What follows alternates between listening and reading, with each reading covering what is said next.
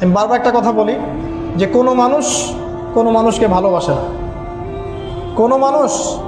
কোনো মানুষকে সত্যিকার অর্থে ভালোবাসে না। শুধুমাত্র আপনার রব আল্লাহই আপনাকে ভালোবাসে। আপনি আজ হোক আর কাল হোক এটা বুঝতে পারবেন। আপনার গার্লফ্রেন্ড আপনাকে ভালোবাসে না, আপনার স্বার্থকে ভালোবাসে, আপনার অবস্থানকে ভালোবাসে, আপনার পরিবারের লোকজন আপনার অবস্থানকে ভালোবাসে।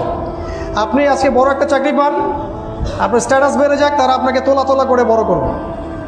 ওই আপনি এমন একটা কাজ করেন, আপনি সুদের চাকরিটা ছেড়ে দিয়ে আসেন, ৮০,০০০ টাকা বেতন পেতেন, চাকরিটা ছেড়ে দিয়ে আসেন, রিজাইন দিয়ে আসেন, দেখেন আপনাকে কি বলে।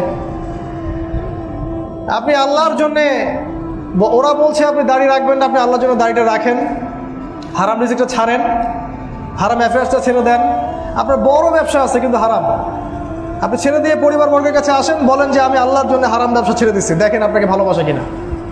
মানুষকে ভালোবাসে না, অনলি আল্লাহ আমাদের রব আমাদেরকে ভালোবাসে। তো আল্লাহর জন্য সব ছাড়ার মানসিকতাটা থাকতে হবে। আল্লাহই আমার সব, আল্লাহই আমার রব, আল্লাহর জন্যই আমার জীবন, আল্লাহর জন্যই আমার মৃত্যু। কেউ আমার সাথে নাই, কেউ আমার সাথে যাবেও না। তাই দুনিয়ার এই সংক্ষিপ্ত সময়টা এই মানুষগুলোকে খুশি করার জন্য ব্যয় করবেন না। আল্লাহকে খুশি করতে চান, আল্লাহর কাছে ফেয়ার থাকেন, আল্লাহ আপনাকে সম্মানিত করে দেবেন ইনশাআল্লাহ। আল্লাহ